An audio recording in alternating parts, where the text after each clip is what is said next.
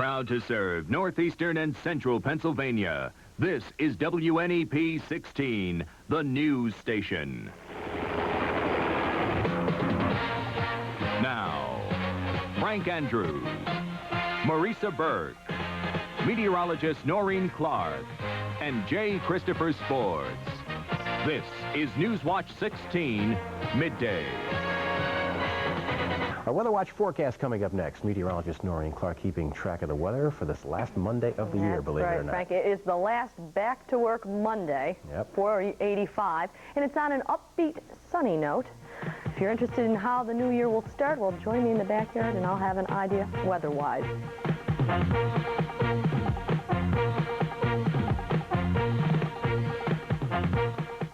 Thank you for your order, and be sure to look for your free gift.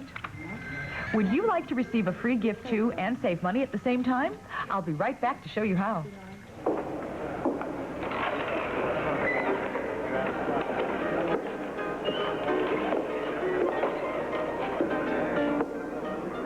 The Old West. Not much left anymore. Just a few crumbling buildings, dusty mementos, and legends. Lots of legends, though not all of them square with the facts. That's why Time Life Books got on the trail of the Old West. Good thing, too. They rescued photographs you didn't know existed. Put it all down while you could still get the straight story about people. Like these two sons of a Baptist minister. They staged the first daylight bank robbery in U.S. history. Frank and Jesse James. Here's Clay Allison. Called himself a shootist. Hair-trigger Pat Masterson, who wound up a New York sports writer. And what kind of lady was wanted for horse stealing and bootlegging? That was no lady. That was Belle Starr. John Wesley Hardin. Before the Texas Rangers caught up with him, he shot 44 men. One of them just for snoring too loud. And that's in your first book alone, The Gunfighters. A big, handsome volume with a look and feel of hand-tool leather. Take 10 days to look it over. No obligation. Return it, and you can forget the Old West. Or keep it, and about every other month, you'll get another volume for the same free once-over. The Great Chiefs, the Gamblers, the 49ers. Keep those you won't. Cancel any time. The Old West. You still find it in Time Life Books. Hi, I'm Kathy at Time Life Books. If you call now, you'll get the Gunfighters for just $4.95 plus shipping and handling. That's $8 off the regular price. Plus, you'll receive this Western belt buckle free when you purchase your first book. Call 1-800-228-3300. That's 1-800-228-3300. This offer ends soon, so call now. Good day, everyone. The sun is beginning to shine here in northeastern Pennsylvania. It's been shining over the southern portion of the state the entire day, and it's a good thing it showed up here. It'll help to warm up those temperatures. Let's check the current reading from the backyard, and right now it is below freezing. It is 24 degrees. My weather watchers, Joe and Doris Titus from Bloomsburg, report 26 degrees. From Whitehall, Lehigh County, Nancy Ramich has 26 degrees. In Sunbury, Dean Zartman has 20 degrees, and at this midday hour, the humidity is now standing at 58%. The wind is out of the southwest at 15 miles per hour, and that barometric pressure is high, and it is holding steady. I'd like to show you some lake effect snowfall amounts just for the month of December. The lake effect snow is produced by cold winds over warm waters, picking up moisture and dumping it as snow on all locations downwind. Here in the Wilkes-Barre-Scranton area, we are not influenced by moisture coming right off the lakes, and our snowfall average for the entire season is about 50 inches. But if you compare these amounts to what is now fallen in the month of December for Buffalo, 68 inches, Erie, 59 inches, and Muskegon, 57 inches. This is all in 1 month, and we for the season see less than these amounts, so you can imagine that some of these locations will set all-time records for monthly snowfall amounts. As far as our weather close to home, checking the satellite picture, you notice there's a good deal of clear skies over the southern portion of the state, and this is influencing us here in Pennsylvania. Dry air is beginning to filter in and produce the sunshine for the afternoon hours. The low this morning here in the backyard was 18 degrees. The low down in Miami was 51 degrees, and their normal low temperature in the morning is in the upper 50s and the high temperature in the mid-70s, and it looks like it's going to be near normal on New Year's Day for the Orange Ball game. As far as our weather heading into the new year, There is a front over the plain states right now. It is racing to the east. It's going to bring us some cloudiness tomorrow during the day and possibly a light shower or a snow shower, but just generally there's not a whole lot of moisture with it. For this afternoon, it is going to be radiant as the sunshine takes over. Under a west-southwesterly winds, temperature will begin to be on the rise, and they'll be this afternoon ranging anywhere from around 30 degrees in the upper 20s near 30 to the mid-30s for high temperatures. And here's my forecast. We're looking for that sunshine to take control this afternoon. Clear skies tonight, dropping down to around 20 degrees out in the teens in the outlying areas. Tomorrow we're looking for cloudiness to move in, possibly a shower or a snow shower in some of the colder locations. And heading into Wednesday, behind the front, a partly sunny day but with cooler temperatures. And Thursday, a mixture of clouds and some sunshine with a high temperature near 30 degrees. So, Frank, by the time New Year's Day rolls around, we will have little, if any, snow on the ground. All right, we'll see you in the morning for more on the forecast. Thanks you. a lot, Noreen. Sports Watch 16 is coming up next with the countdown to the Orange Bowl. Jay Christopher will have a preview of Penn State's upcoming battle with Oklahoma and a report from Joe Zone with the Nittany Lions in Florida. Sports Watch 16 is next. The countdown to the Orange Bowl, Jay. The song Sooner or Later, you remember that song? That's right. Sooner or Later. Hello again, everybody. Although Penn State has an unblemished 11-0 season on the year and ranked #1 in the country, the Lions are a 7.5-point underdog in their upcoming game against Oklahoma New Year's night in the Orange Bowl. Now, that's not too surprising. Most of the critics feel Penn State didn't win convincingly enough with points during the regular season. But as the Lions quarterback John Schaefer put it, there isn't anybody who's won 11 straight. Joe Zone has more on Schaefer in this report. You can always tell who the big guns are on media day. They're the coaches and the quarterbacks, the guys with all the reporters around them. John Schaefer, for instance, of Penn State. Now, Schaefer's a funny guy. I'm looking here at his stats. There's really nothing here to be impressed about. He's only completed 45% of his passes. He's only thrown 8 touchdown passes, and yet there's something about John Schaefer. That something is called poise, and poise translates into wins. Schaefer hasn't lost a football game he started since the 7th grade.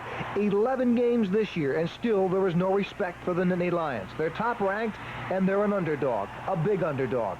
It's a lot like the Maryland game. And, you know, we went into that game, and a lot of people didn't think that we could win that football game, but deep down inside, we really felt we could. And a lot of people feel that Oklahoma's going to win that football game, and I think that that's just a few more people that we have to show that Penn State is a very good football team.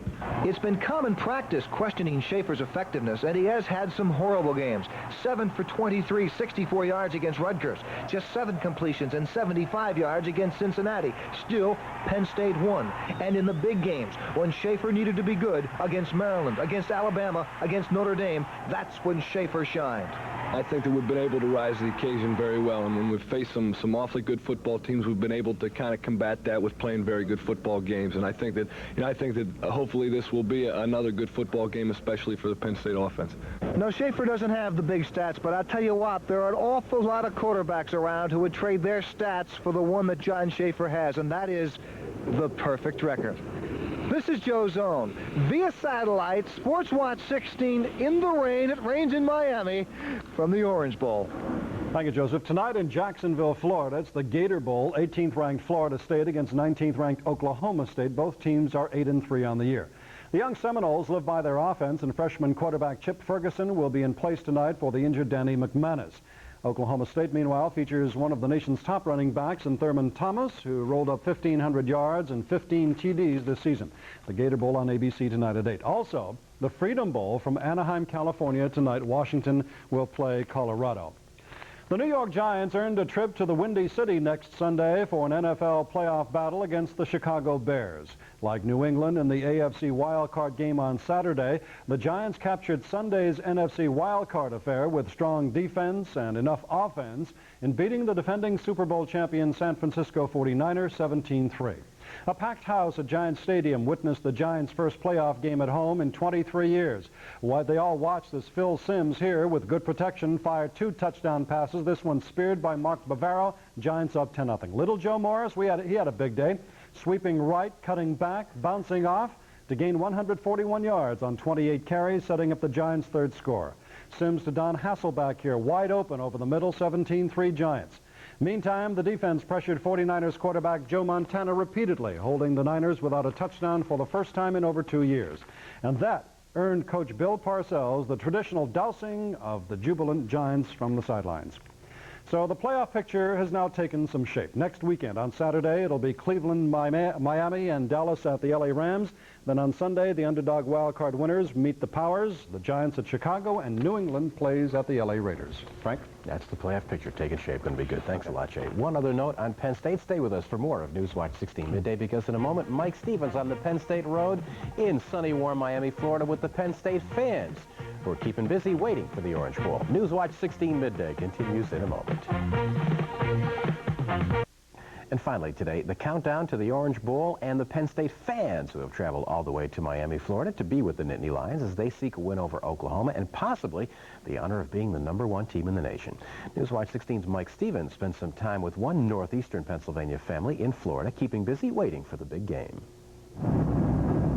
When you get away from downtown Miami, you begin to see how flat Florida is. No distant hills to use as landmarks.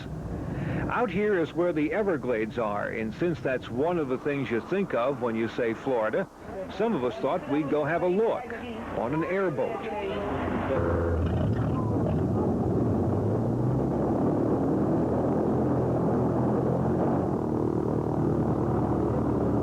We went along with the Zygmunt family, all of us on a boat that rides as if it is on air. There is no such thing here as a blind alley, not aboard one of these. I was especially fascinated with the coming to what appeared to be a dead end of grass, and you just floated right over it. That was exciting.